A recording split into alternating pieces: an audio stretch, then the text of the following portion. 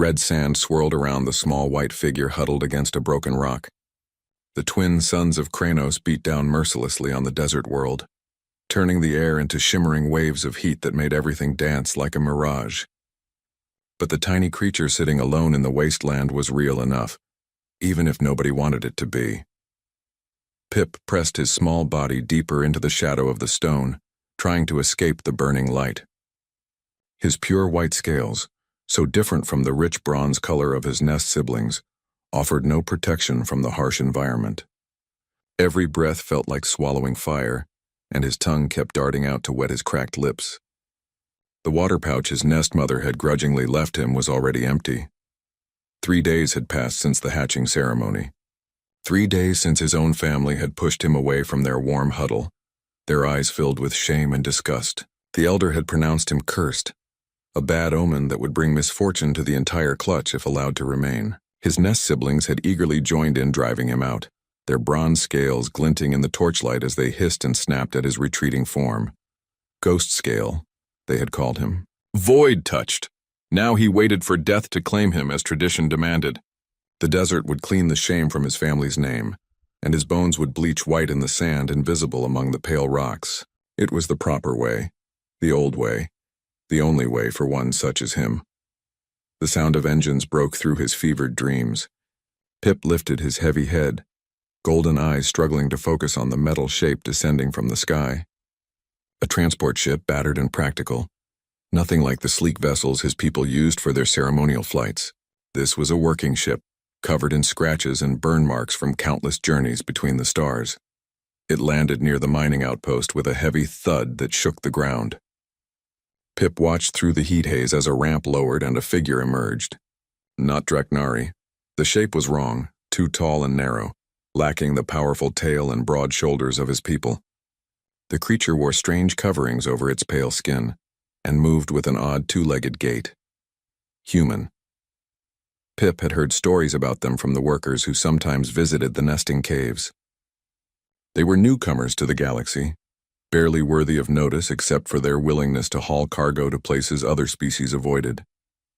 Most considered them little better than clever animals, useful for dangerous work but hardly worth serious consideration. The human disappeared into the outpost buildings, and Pip closed his eyes again. Maybe the heat was making him see things that weren't there. Maybe he was already dying, and these were just the final dreams his mind created before darkness took him. But the engines stayed quiet. The ship remained on the landing pad, and eventually the human emerged again.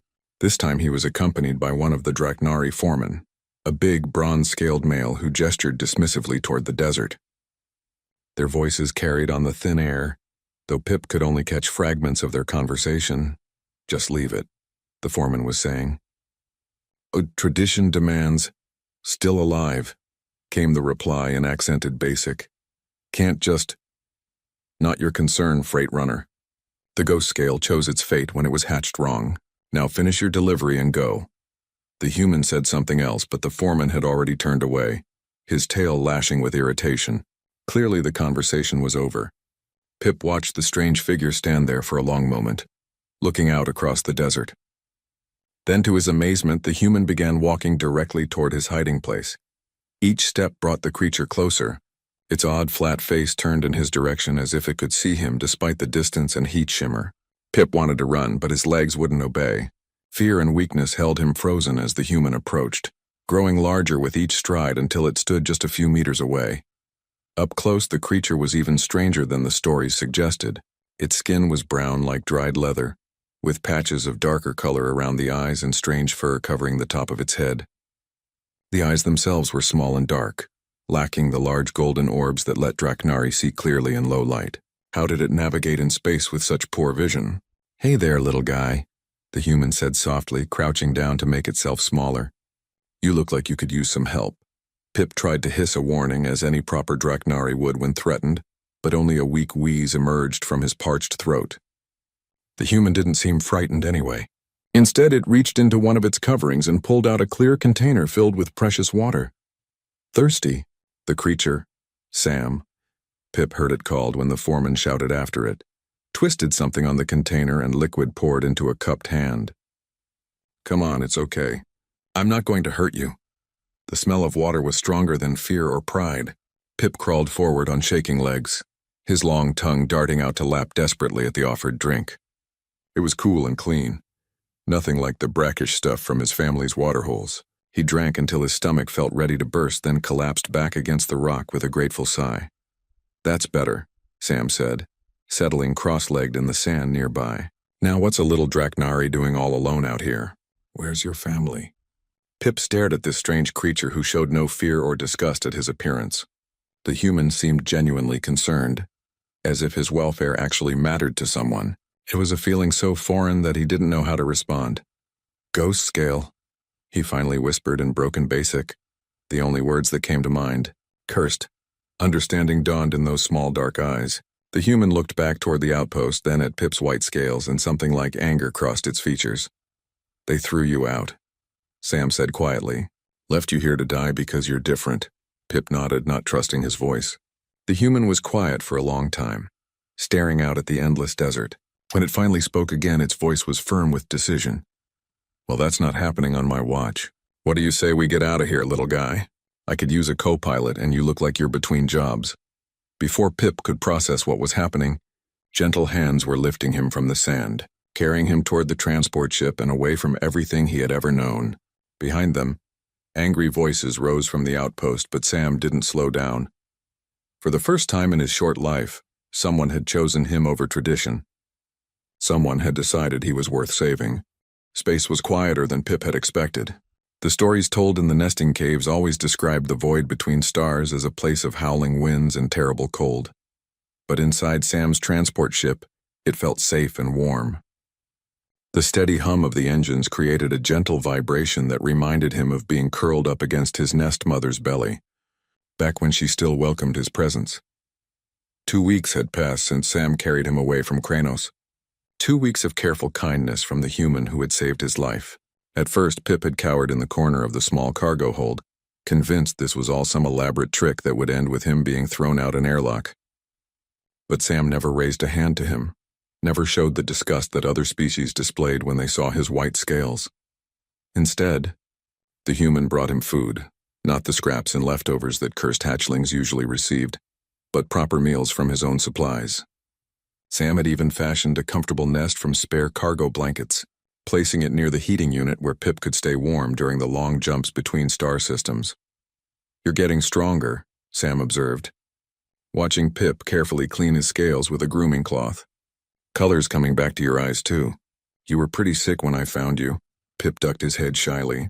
Speaking to adults had never been encouraged in his old life, especially not for someone marked as cursed. But Sam seemed to expect responses, treating him like a real person instead of a burden to be endured. Thank you, Pip managed in his improving basic. For everything. Don't mention it, kid. Everyone deserves a chance. The communication panel chimed with an incoming message. Sam moved to answer it, and Pip heard the familiar harsh tones of Draknari speech fill the cabin. His blood turned cold as he recognized the voice of Foreman Grix from the Kranos mining station. Human cargo hauler Rodriguez, Grix was saying. You will return the defective hatchling immediately. Your interference with Draknari tradition is an insult to our species. The ghost scale belongs in the desert where it was placed. Sam's jaw tightened as he listened to the demand. When the message ended, he sat quietly for a moment before activating the reply function. This is Captain Rodriguez of the independent freighter Lucky Strike, he said formally. The juvenile Draknari aboard my vessel is here of his own free will, under human salvage laws and the protection of my ship's sovereignty. No further communication on this matter will be entertained. He cut the channel before Grix could respond, then turned to find Pip staring at him with wide golden eyes. You called me Draknari, Pip whispered. Not ghost scale. Not cursed. That's what you are, isn't it? Just because you look different doesn't make you less than anyone else. The simple statement hit Pip like a physical blow. In all his short life, no one had ever spoken to him that way. Even his own nest mother had struggled to hide her shame when she looked at him. But this human, this creature from a species barely recognized by galactic civilization, saw him as just another person. Over the following days, Sam began teaching him about human culture and the wider galaxy beyond Draknari space. He learned that humans came from a world called Earth, where thousands of different cultures existed side by side despite their differences. The concept was almost impossible for Pip to grasp.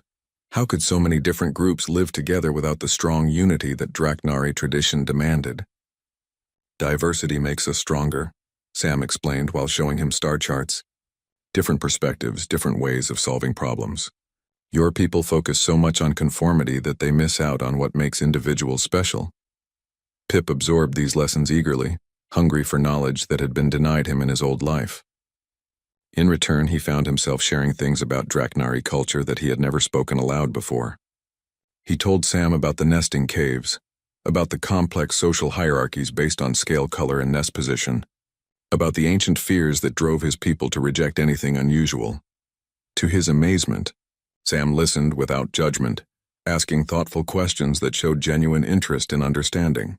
When Pip mentioned his strange ability to sense stellar currents and gravitational fields, Sam's eyes lit up with excitement rather than fear. "That sounds incredibly useful for navigation," the human said. "Have you ever tried using it to plot jump coordinates?" The idea had never occurred to Pip. Such skills were reserved for trained pilots, not cursed hatchlings. But when Sam brought up the navigation console and showed him the basic controls, something clicked in his mind.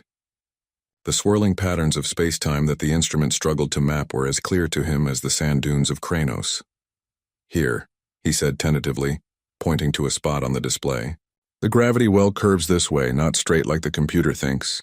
If we adjust the entry angle by 3 degrees, Sam made the changes and ran the calculations. The new route would save them 6 hours of travel time and reduce fuel consumption by 15%. The human stared at the results for a long moment, then looked at Pip with something like awe. "Kid, that's extraordinary. How did you know?" I can feel it," Pip said, struggling to put the sensation into words. "Like currents in water, but made of space itself." "Is that wrong?" "Wrong? That's the most impressive thing I've ever seen. Most navigators need years of training and expensive equipment to plot routes half that good." The praise made Pip's scales flush with warmth. For the first time in his life, his differences were being celebrated instead of condemned. He found himself sitting straighter, speaking more confidently, daring to believe that maybe he wasn't the worthless creature his people had labeled him. Their peaceful routine was interrupted 3 days later when they docked at Ceres Station for fuel and supplies. The moment they entered the main concourse, Pip sensed hostile eyes upon them. A group of Draknari merchants stood near the information kiosks, their bronze scales gleaming under the artificial lights. One of them spotted Pip and let out a hiss of disgust. "Ghost scale," the merchant spat, loud enough for the entire corridor to hear. "What human fool brings cursed spawn into a respectable station?" Other Draknari began to gather, their faces twisted with revulsion and fear. Pip pressed closer to Sam's side, his newfound confidence crumbling under their familiar hatred. The human placed a protective hand on his shoulder and kept walking, but the merchants followed. "You don't understand what you've done," one of them called out. "That creature brings misfortune to all who harbor it. Send it back to the void where it belongs." Sam stopped walking and turned to face the group. His voice was calm, but carried an edge of steel that made even the largest Draknari take a step back. "This young man is my navigator and crew member," he said clearly. "He's earned his place aboard my ship through skill and dedication. If you have a problem with that, take it up with station security." The confrontation ended there, but Pip knew it wouldn't be the last. As they continued through the station, he caught fragments of whispered conversations and felt the weight of stares following their every move. His presence was causing trouble for Sam, just like it had for his birth family. That night, as they prepared to depart Ceres Station, Pip made a decision that had been building in his mind since the encounter. "Sam," he said quietly, "maybe they're right. Maybe I should go back to Kranos, to the desert. I don't want to bring you bad luck." The human stopped his pre-flight checks and turned to face him fully. Those small dark eyes were fierce with an emotion Pip had never seen directed at him before. Protective anger. "Listen to me very carefully," Sam said. "You are not cursed. You are not bad luck. You're a smart, capable individual who happens to look different from what your people expect. Anyone who can't see that is blind, and their opinions don't matter." He paused, then continued more gently. "You're part of my crew now, Pip. That means something to humans. We don't abandon family just because other people disapprove. Family, The word hit Pip like a physical blow, but this time it was warm instead of painful. Family by choice rather than birth. Family that valued him for who he was instead of what he looked like. For the first time since leaving Kranos, he allowed himself to hope that this new life might actually last. As the Lucky Strike jumped to hyperspace, leaving the prejudices of Ceres Station far behind, Pip settled into his navigation chair and began plotting their course to the next destination. His strange abilities painted the currents of space-time in brilliant colors across his mind, and he smiled as he guided them safely through the cosmic storm toward whatever adventures awaited. The cargo bay doors hissed shut as the last container locked into place. Pip checked the manifest on his tablet, confirming that all 73 units of processed titanium were properly secured for the jump to Harmony Colony. At 15 years old now, he had grown into his role as Sam's co-pilot and navigator, his white scales gleaming with health and his golden eyes bright with intelligence. 3 years of traveling the spaceways had transformed the scared hatchling into a confident young adult. His natural abilities had only grown stronger with practice, allowing him to plot routes through dangerous asteroid fields and navigate space storms that would challenge even veteran pilots. The Lucky Strike had earned a reputation as the most reliable transport in the Outer Rim, thanks largely to Pip's extraordinary talents. "Ready for departure," he reported to Sam, settling into his navigation chair. "I've mapped a route around the solar flare activity in the Vega system. Should add about 4 hours to our travel time, but it's safer than trying to push through the radiation." "Good thinking," Sam replied, running through his own pre-flight checklist. Better late than sorry when we're carrying volatile cargo. Their partnership had become so natural that they rarely needed to discuss navigation decisions anymore. Sam handled the business side of their operations while Pip managed the technical aspects of getting from place to place safely. It was a good life, better than either of them had dared hope for when they first met on Kranos, but success had brought unwanted attention.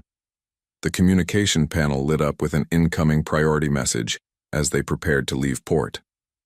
Sam frowned as he recognized the official seal of the Draknari Conclave, the ruling council of his species. Pip felt his stomach twist with familiar dread as his birth father's voice filled the cabin.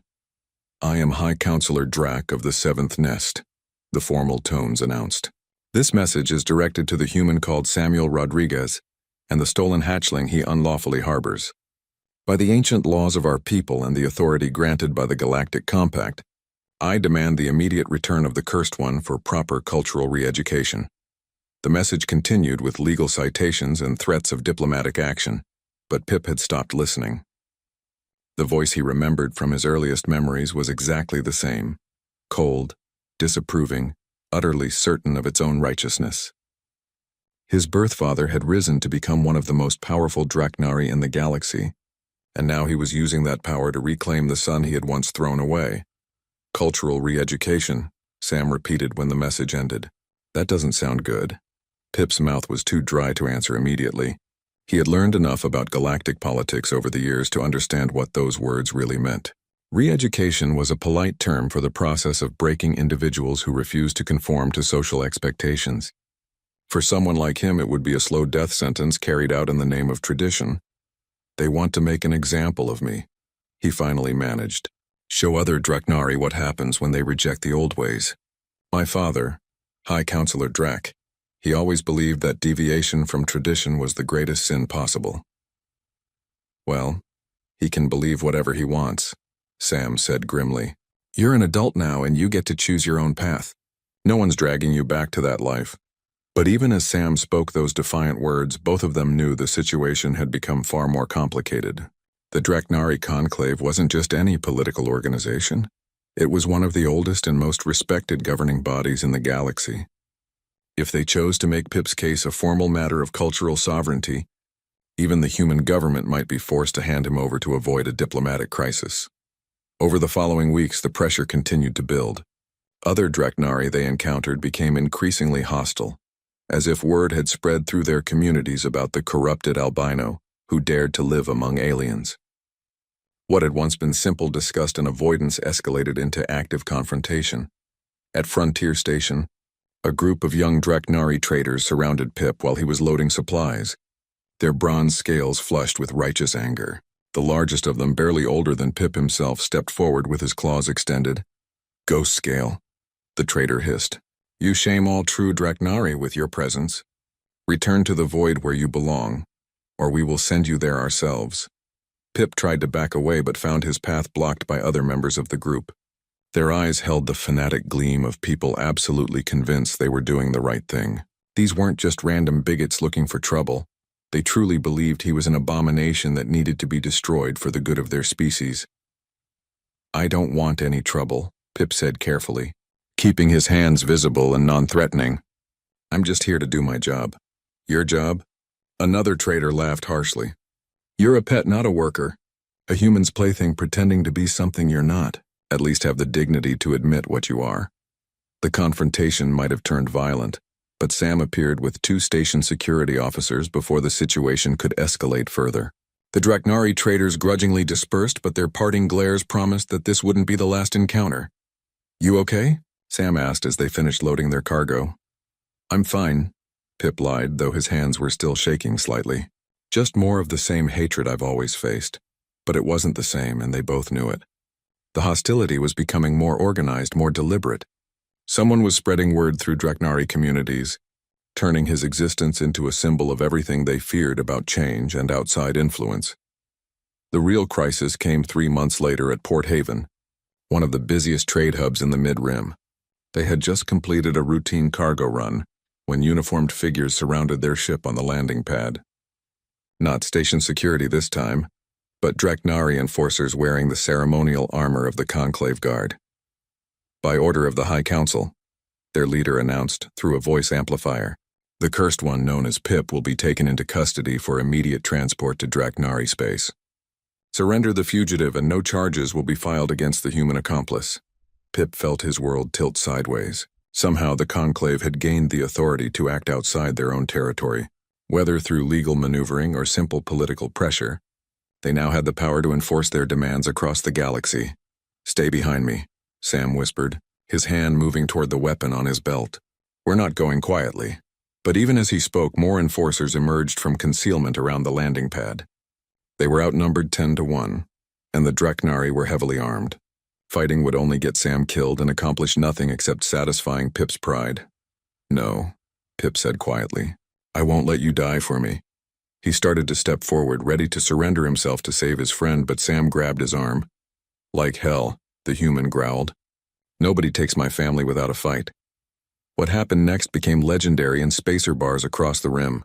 Sam triggered the Lucky Strike's emergency takeoff sequence, while simultaneously activating the ship's defensive systems. Cargo containers scattered across the landing pad as the transport rose on pillars of fire, its shields deflecting the energy bolts from the enforcers' weapons.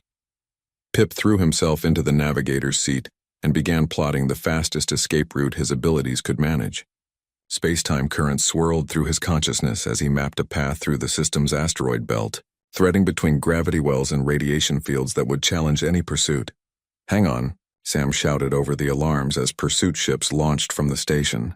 This is going to get bumpy. They ran the blockade like pirates in an old story, dodging between massive cargo freighters and diving through the superstructure of an orbital shipyard.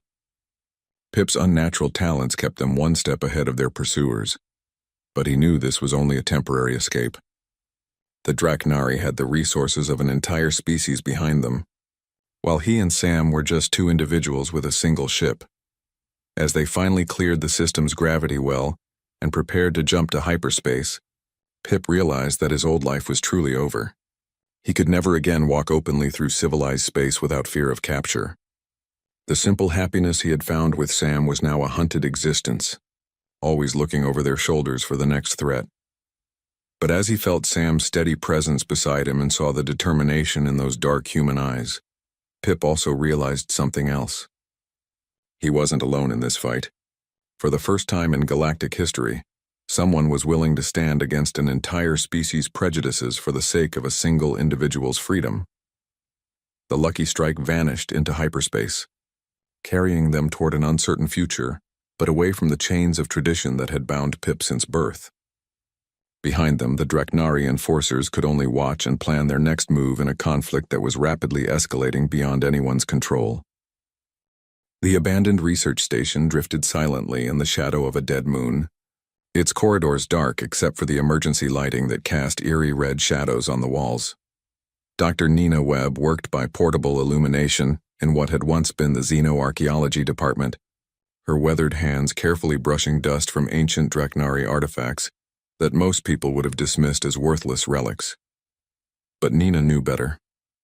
She had spent 20 years studying alien cultures for the Terran Science Foundation, and the pieces she was uncovering here told a story that would shake the galaxy to its foundations. "Sam, you need to see this," she called out as footsteps echoed in the corridor behind her. "What I've found changes everything we thought we knew about Draknari history." Sam Rodriguez entered the makeshift laboratory with Pip close behind him, both looking exhausted from their latest narrow escape from Conclave forces. 3 weeks had passed since the incident at Port Haven, and they had been running ever since, jumping from one abandoned outpost to another while trying to stay ahead of their pursuers. "Please tell me you found something useful." "Nina," Sam said, slumping into a salvaged chair, "because we're running out of places to hide, and I'm tired of living like criminals." Nina held up a crystalline data tablet covered in intricate carvings, its surface still glowing faintly with stored information, despite being thousands of years old. "This tablet contains genealogical records from the early Draknari civilization. Look at these bloodline markers." She activated her translation software, and holographic text appeared in the air above the artifact. Pip leaned forward, his golden eyes widening as he recognized the ancient script that few modern Draknari could read anymore. "The Navigators," he breathed, reading the flowing symbols. "It says here that the Navigators were the most honored caste in ancient society. They guided the first colony ships between the stars using abilities that—" He paused, his voice catching with emotion. "Using abilities that let them sense the flow of space-time itself." "Keep reading," Nina encouraged gently. Pip's voice grew stronger as he continued translating. "The Navigators were marked by scales of pure white, a sign of their connection to the cosmic void between worlds. They served as both guides and spiritual leaders, their gifts making interstellar travel possible in the age before artificial intelligence." Sam looked between the tablet and his young friend, understanding beginning to dawn in his eyes. "White scales. Like yours." "Exactly like his," Nina confirmed. "Pip, you're not a genetic defect or a cursed anomaly. You're a throwback to the most revered bloodline in Draknari history. Your abilities aren't a disability. They're a nearly extinct gift that your ancestors used to build their entire civilization." The silence that followed was broken only by the distant hum of the station's failing life support systems. Pip stared at the ancient tablet as if seeing his own reflection for the first time, his mind struggling to process this complete reversal of everything he had been taught about himself. "But if this is true," he said slowly, "why do my people hate me? Why do they treat white scales as a curse instead of a blessing?" Nina activated another hologram, this one showing a star map of ancient Draknari territory. "Because someone deliberately erased this knowledge from their cultural memory. Look at these records from about 3,000 years ago. The new documents told a darker story. As technology advanced and artificial navigation systems became available, the navigators found their traditional role challenged by those who preferred mechanical solutions over biological gifts. What started as philosophical differences escalated into outright persecution when a radical faction called the Purists gained political power. They called it the Great Purification," Nina explained, her voice heavy with disgust. "The Purists convinced the population that biological enhancement was unnatural, that true Draknari should rely only on technology and tradition. They systematically hunted down anyone with navigator bloodlines, claiming they were corrupted by alien influence. The historical records painted a picture of systematic genocide disguised as religious purification.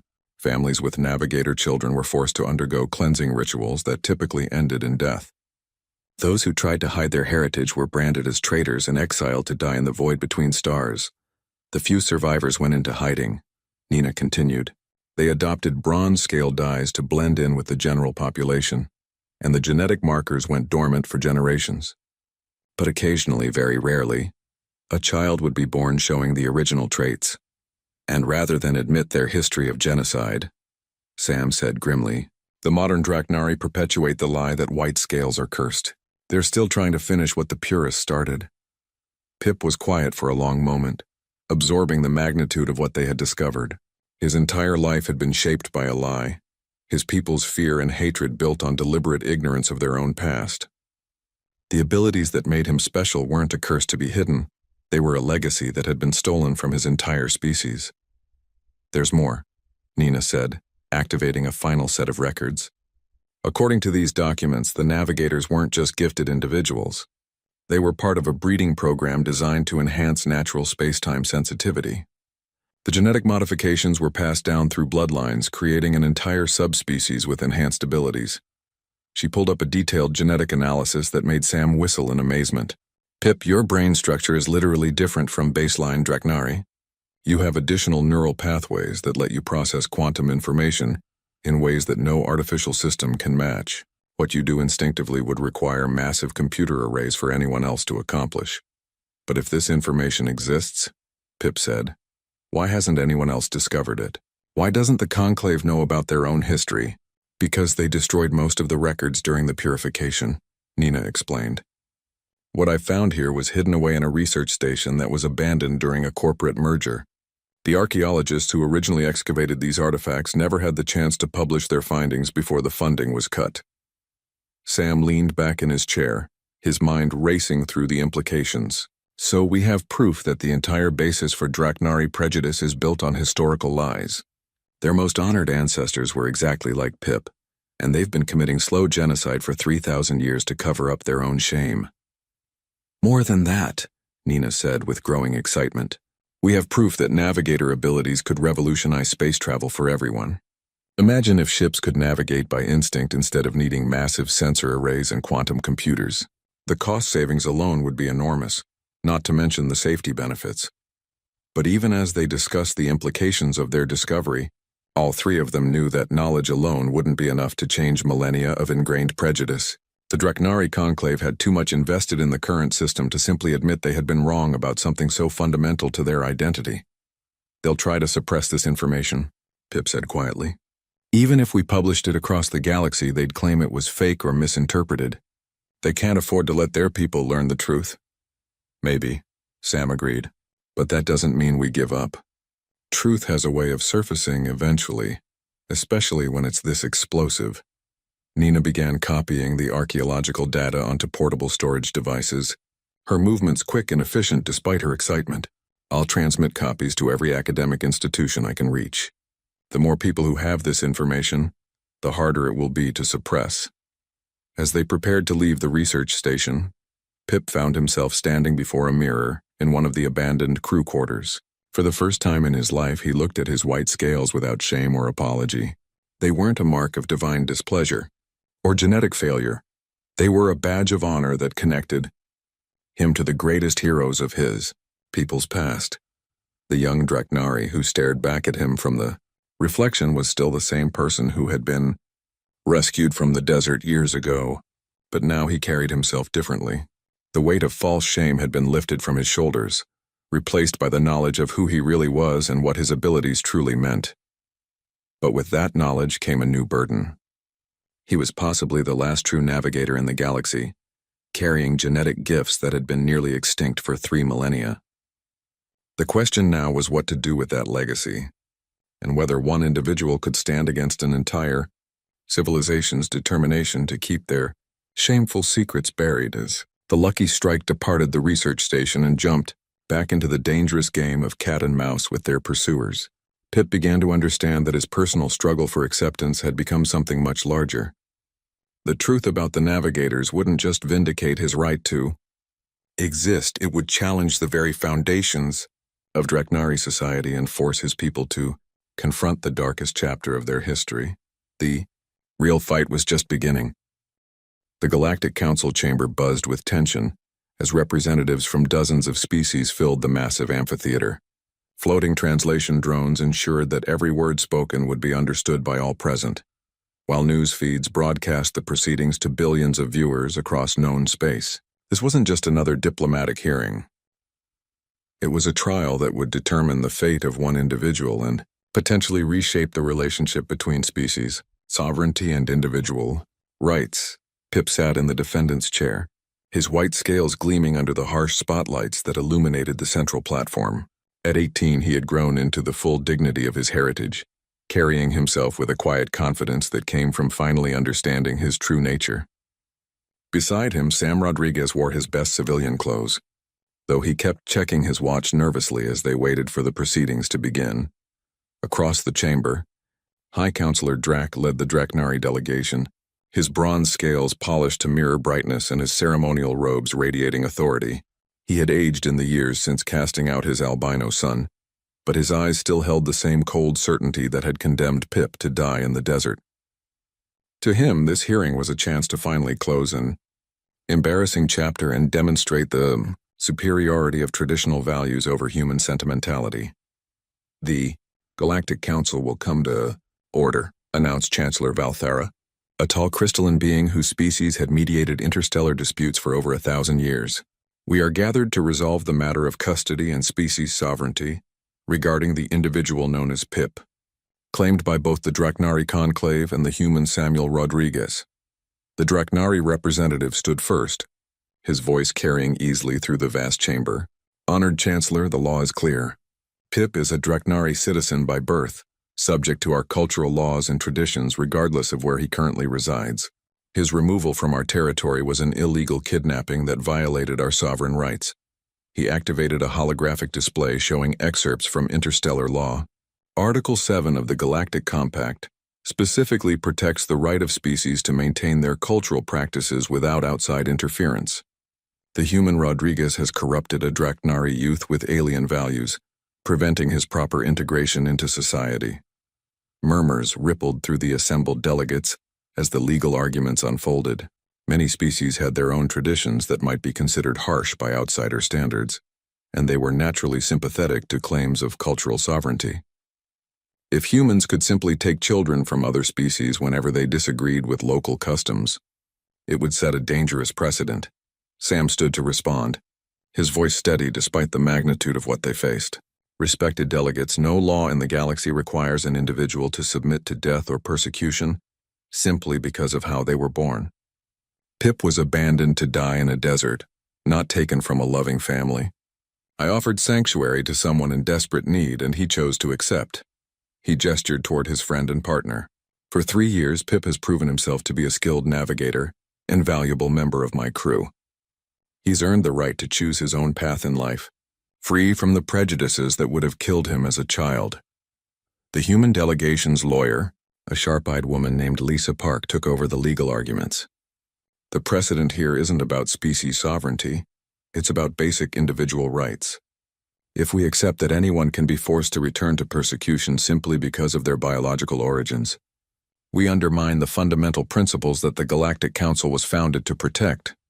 But even as the legal arguments continued, Pip could see that words alone wouldn't be enough to sway the assembled delegates.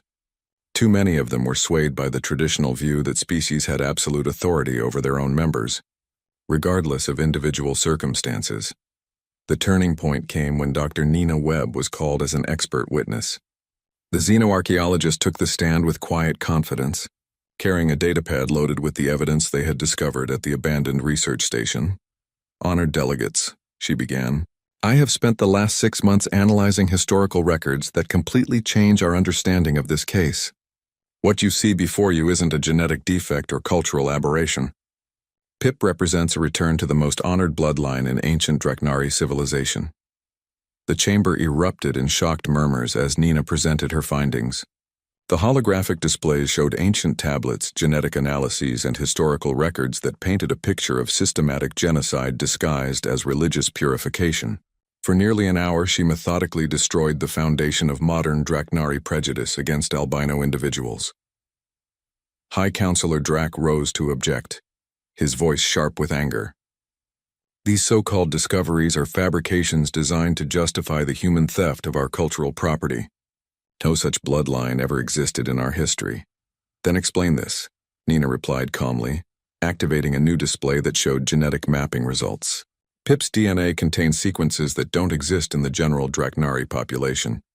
These are the same enhancement markers described in the ancient breeding records, proof that navigator abilities are real and that your people have been systematically eliminating their own greatest treasures for 3,000 years. The revelation sent shockwaves through the assembly. If Nina's evidence was genuine, it meant that the Draknari had built their entire modern identity on a foundation of lies and murder. The implications went far beyond one individual's custody case. This was evidence of one of the largest genocides in galactic history. Before the Council could fully process these revelations, alarms began blaring throughout the station. Emergency broadcasts cut into the proceedings, announcing that a Draknari battle fleet had arrived at the edge of the system and was demanding immediate custody of the cursed criminal, or they would consider it an act of War Chancellor Valthara's crystalline form flickered with agitation as she received updates from station security. Hi, Counselor Drak. Are you aware that your government has dispatched military vessels to threaten this neutral facility? The Conclave will not allow our sovereignty to be trampled by alien interference, Drak replied coldly. If this council refuses to honor our legitimate claims, we will take the necessary action to protect our cultural integrity. The threat was clear. Either they handed over Pip, or the Draknari would start a war that could engulf the entire galaxy.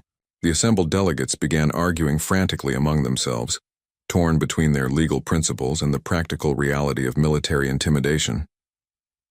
But Pip had heard enough. Standing slowly from his chair, he activated the chamber's communication system and spoke directly to the billions watching across the galaxy. My name is Pip Rodriguez, he said, his voice carrying clearly through the vast space. I am the son of Sam Rodriguez by choice, and I am the last known navigator of the Draknari people by birth. For 3 years I have lived freely among humans and other species, using abilities that my birth people call cursed, but which their own ancestors honored above all other gifts. He gestured toward the holographic displays showing Nina's research. The evidence is clear. My people have spent 3 millennia murdering their own children to hide their shame about committing genocide against their greatest heroes. They call me cursed because the truth of what I represent threatens everything they've built their identity upon. The young navigator's words resonated through the chamber and across the galaxy as he continued. But I will not hide anymore. I will not pretend to be less than I am to make others comfortable with their prejudices. If the Draknari want to start a war over one individual's right to exist, then let the galaxy see what their cultural values really represent. As if summoned by his defiant words, proximity alarms sounded again as the Draknari fleet moved into attack position. But before the first shots could be fired, something extraordinary happened. Other ships began emerging from hyperspace, human vessels, Centauri cruisers, even a few rebel Draknari ships whose crews had been moved by the proceedings. The message was clear. Pip wasn't standing alone anymore. His story had inspired people across the galaxy to take a stand against the kind of systemic prejudice and cultural oppression that had nearly destroyed him. Individual courage had sparked something larger, a coalition of those who believed that universal rights mattered more than species sovereignty. Hi. Counselor Drak stared at the tactical displays showing the growing fleet arrayed against his forces, his face pale with the realization that his military intimidation had backfired spectacularly. What should have been a simple retrieval operation had become a galactic crisis that could destroy his government's credibility forever. This isn't over, he warned as emergency evacuation protocols activated throughout the council station. The Conclave will not forget this insult to our traditions. But as he spoke those words, Pip was already moving toward the docking bay where the Lucky Strike waited. The hearing was over, decided not by legal arguments or political maneuvering, but by the simple truth that some principles were worth fighting for regardless of the cost.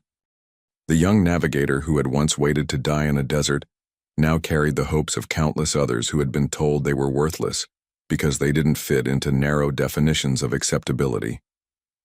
The real battle was just beginning, but for the first time since this all started, Pip believed they could actually win. Sunrise painted the mountains surrounding Haven Colony in shades of gold and crimson, casting long shadows across the valley where nearly 3,000 refugees had built a new kind of community. The settlement buzzed with activity as beings from dozens of different species worked together on projects that would have been impossible in the rigidly segregated societies they had left behind. Pip stood on the observation deck of the central administration building, watching a group of young Centauri children play with human and Draknari youngsters in the school courtyard below. 6 months had passed since the confrontation at the Galactic Council, and the Haven colony had become a symbol of what was possible when prejudice gave way to cooperation. "The morning meditation group is asking if you'll join them again," Sam said, approaching with 2 cups of coffee and the relaxed smile that had become common since they'd found this sanctuary. "Apparently your guidance on stellar current reading is helping them understand spatial relationships in ways their traditional training never covered." "I'll be down in a few minutes," Pip replied, accepting the warm cup gratefully. "I want to finish reviewing the applications first. We have 17 more families requesting sanctuary this week, including 3 with genetically variant children who've been rejected by their birth cultures." The success of Haven Colony had created an unexpected problem. More people wanted to join their community than their infrastructure could currently support. Every day brought new messages from individuals who had heard about a place where differences were celebrated instead of condemned, where species barriers mattered less than personal character. Sam joined him at the observation window, his expression thoughtful as he watched the mixed groups of children playing together. "Hard to believe it's only been 6 months. Sometimes it feels like we've been building this place our whole lives." "In a way we have," Pip mused. "Every choice we made, every time we stood up to prejudice, it was all leading toward this moment. We just didn't know it at the time." The communication panel chimed softly and Nina Webb's face appeared on the screen. The xenoarchaeologist looked tired but excited as she called in from her new research facility on the edge of Draknari space. "Pip, you need to see the latest intelligence reports," she said without preamble. "The Reformation movement on Draknar Prime is gaining serious momentum. 3 major cities have elected new leadership that's promised to investigate the historical records I published." She transmitted a data packet that showed polling results, protest footage, and interviews with young Draknari who were openly questioning their society's treatment of genetic variants. The revelations about the navigators had hit the conservative Draknari culture like a bomb, forcing millions to confront uncomfortable truths about their own history. "High Counselor Drak is fighting back hard," Nina continued. "He's declared martial law in the capital and arrested dozens of reform leaders. But the movement is spreading faster than he can suppress it. There are reports of underground networks helping albino children escape to neutral territory before they can be abandoned in the traditional way." Pip felt a complex mix of emotions as he absorbed the reports: pride that his people were finally beginning to question their prejudices, but sadness for all the children who had suffered and died before this awakening began. Change was coming to Draknari society, but it was coming too late for too many. "There's something else," Nina added, her voice dropping to a more serious tone. "We've identified at least 12 other individuals with navigator genetics scattered across the galaxy. Most of them are hiding their abilities, pretending to be baseline Draknari to avoid persecution. But a few have reached out through intermediaries asking about Haven Colony." The implications were staggering. Pip had spent years believing he was the last of his kind. But there were others out there, survivors of a genocide that had lasted 3,000 years, each one carrying genetic gifts that could benefit all of galactic civilization. "Send them our coordinates," he said immediately, "and tell them they'll find family here, not judgment." After Nina signed off, Pip and Sam stood in comfortable silence, watching the sun climb higher over their unlikely community. The colony had started as a refuge for outcasts and rejects, but it was becoming something much more significant, a demonstration that diversity truly did make civilization stronger. "Sir?" A young voice interrupted their contemplation. Pip turned to see Kira, a 12-year-old human girl whose empathic abilities had made her unwelcome in many human settlements where emotional privacy was highly valued. She had arrived 3 weeks ago with her grandmother, both of them exhausted from years of hiding what made Kira special. "What is it, Kira?" Pip asked gently, kneeling down to bring himself to her eye level. "The new family that arrived yesterday, the Veldrani ones, their daughter has the same kind of abilities as me, but she's scared to use them. She keeps apologizing for contaminating people with her emotions. Could you maybe talk to her?" Pip smiled, remembering his own fear and shame when Sam first found him. "Of course. Why don't you bring her to the navigation center this afternoon? I'll show her how abilities that make us different can also make us valuable." As Kira ran off with obvious relief, Sam shook his head in amazement. You know what's incredible? A year ago, that kid was hiding her gifts because her own species made her feel like a freak. Now she's helping other children learn to embrace their differences. That's what Haven is really about, Pip replied. Not just providing sanctuary, but teaching people that the things that make them different are often the things that make them extraordinary. The rest of the day passed in the familiar rhythm that had developed in their growing community. Pip spent the morning working with the stellar cartography team, using his navigator abilities to plot safe routes for the ships that regularly brought supplies and new residents to Haven Colony. The afternoon was devoted to the school, where children from different species learned together in ways that challenged traditional boundaries between cultures. But the evening brought an unexpected visitor. The Lucky Strike's proximity alarms activated as an unidentified ship requested permission to land, transmitting authorization codes that Pip recognized with a mixture of surprise and trepidation. The vessel that touched down on the colony's landing pad was sleek and obviously expensive, bearing the diplomatic markings of the Galactic Mediation Service. The figure who emerged was a middle-aged Draknari with bronze scales that had faded to a dull copper with age, his bearing suggesting someone accustomed to authority but uncertain about his reception. Hello, Pip, the newcomer said formally as a small crowd gathered to observe this unprecedented visit. I am Counselor Brix of the Reformed Draknari Assembly. I come bearing an official message from the new leadership on Draknar Prime. Pip studied the counselor carefully, remembering too many encounters with Draknari officials who had viewed him as something to be destroyed or captured. But this one was different. His eyes held respect rather than disgust, and his posture suggested a supplicant rather than an authority figure making demands. What kind of message? Pip asked cautiously. Counselor Brix activated a holographic projector, displaying the seal of what appeared to be a completely new governmental structure. 3 weeks ago, the people of Draknar Prime voted to dissolve the old conclave and establish a reformed government based on principles of individual dignity and historical truth.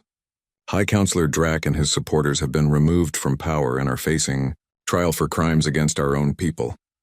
The hologram shifted to show massive crowds celebrating in the streets of Draknari cities, many of them carrying banners that bore images of white scales and ancient navigator symbols.